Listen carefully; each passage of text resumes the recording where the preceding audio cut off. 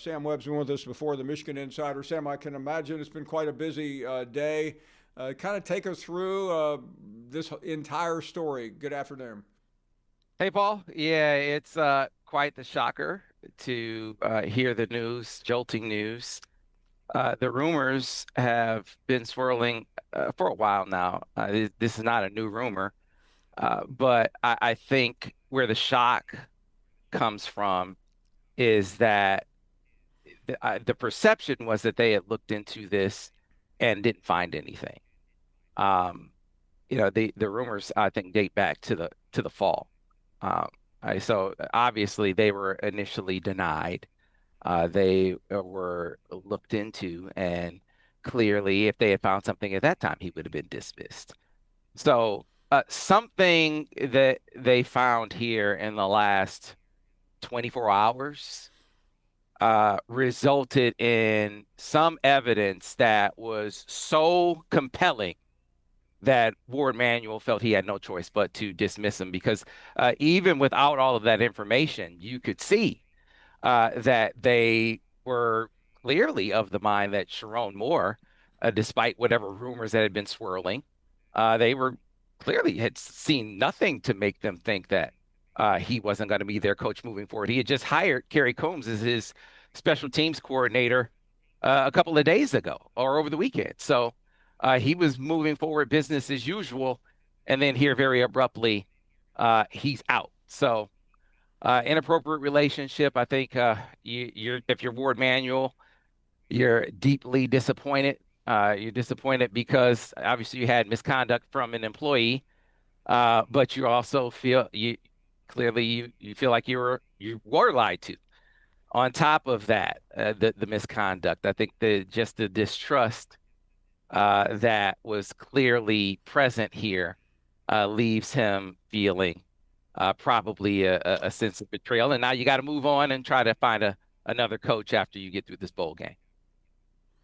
Yeah, that's always one of these things where you don't waste a lot of time on the dead body. You start Right. moving on. And Sam, I realize we're barely an hour and a half into the story, but give us a composite of what you think the coaching search will look like and the type of coach.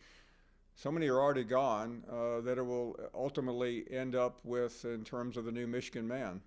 And so I think it's different than than the Sherrone model. The Sherrone model was clearly a product of circumstance. He was a member of a staff that had built the national champion and was handpicked by Jim Harbaugh as his successor that clearly had a very heavy influence on Ward Manuel and the succession plan. You wanted to maintain that culture, maintain that program. But or outside of that, absent that, his inexperience, I think, would not have had him be a candidate for the job. Now that you have a blank slate, you're going out if you're Michigan and you're going to find inexperience, if you can, championship caliber coach. And if it's me, I start with knocking on the door of Kalen DeBoer. Kalen DeBoer, if you know, like I know, when he was at Washington, had some interest in Michigan. That doesn't mean that he'll be interested now. He was not interested in Penn State. So he could be totally content and happy with Alabama. They're a playoff team. Alabama's a story program, but Bama was ready to run him out of town 3 months ago. So might you be able to rekindle? Might you be able to stoke that interest that he had in Michigan a couple of years ago? If I'm Ward Manuel, I am kicking that tire. He would be my number one candidate. You certainly kick other tires concurrently, but that would be my number one, two, and three candidate as I'm working other back channels at the same time. Courtney Morgan, Kalen DeBoer's general manager, played football at Michigan, graduated there. Whether that matters or not, I don't know. But certainly, this is somebody who understands what it takes to be a Michigan head coach.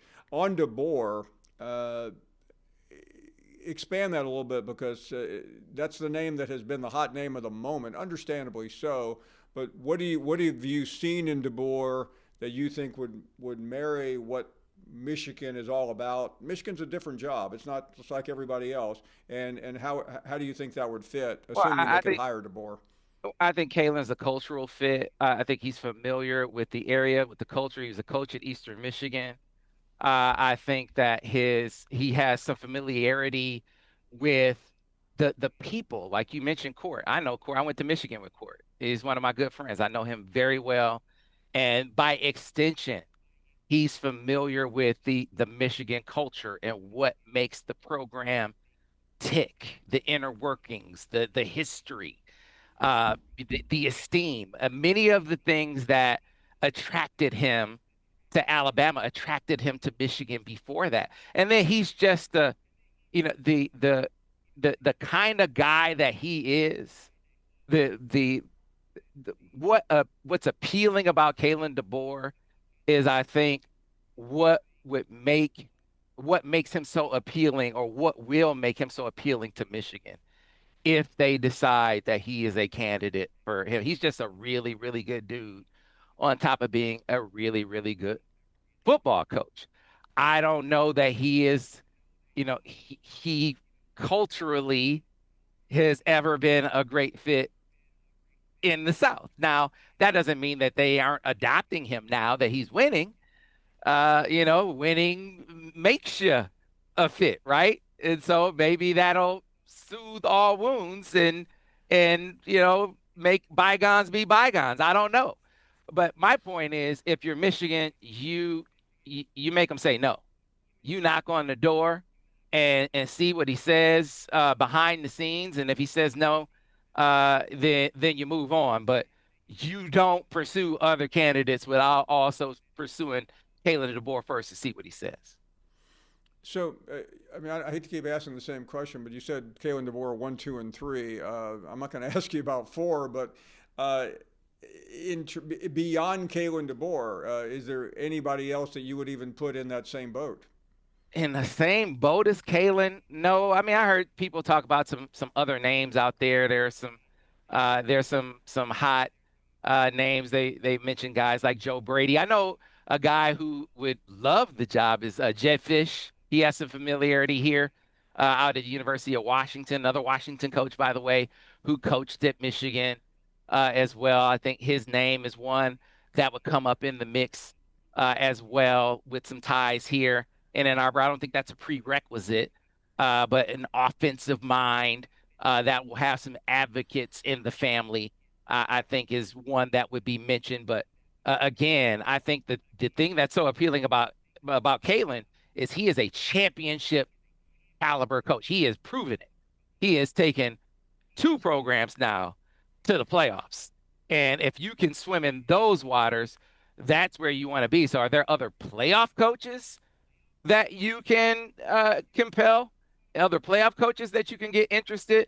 That would be a question to kind of keep an eye on if you're Michigan. But he is the one that I know has had some interest in the past. Yeah, and I realize this is just happening, but Ward Manuel's been around, and he had to think this could be happening.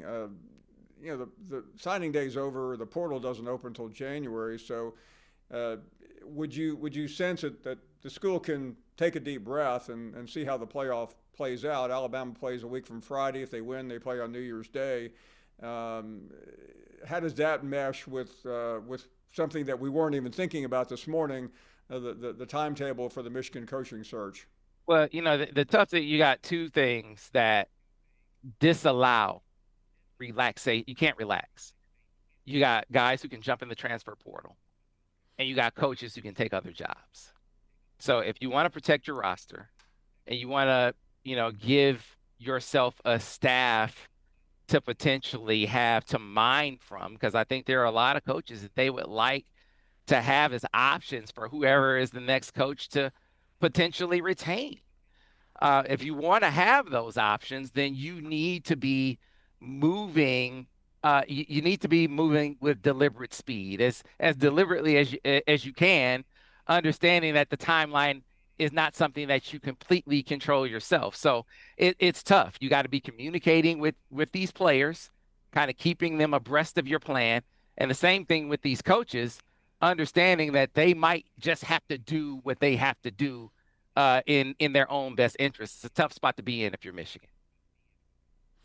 Incredible conversation. Sam, many thanks for coming on. I know these are busy days when you do what you do. Thank you. We hope we will obviously be talking to you again very soon. Sam Webb joining us from 24/7. I'm not trying to hyperbolize what Sam just said, but everybody just heard him. This is one of the most important people connected to the Michigan program from a media standpoint. And he didn't just say that's a crazy rumor about Kalen DeBoer.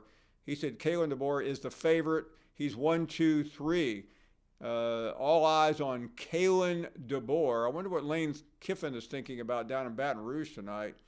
Maybe he hung around Ole Miss. He might be the leading candidate at Alabama if Kalen DeBoer leaves. That's where we are. What a week in college football. You want this, you got that. No way, watch them walk right past you. Run fast,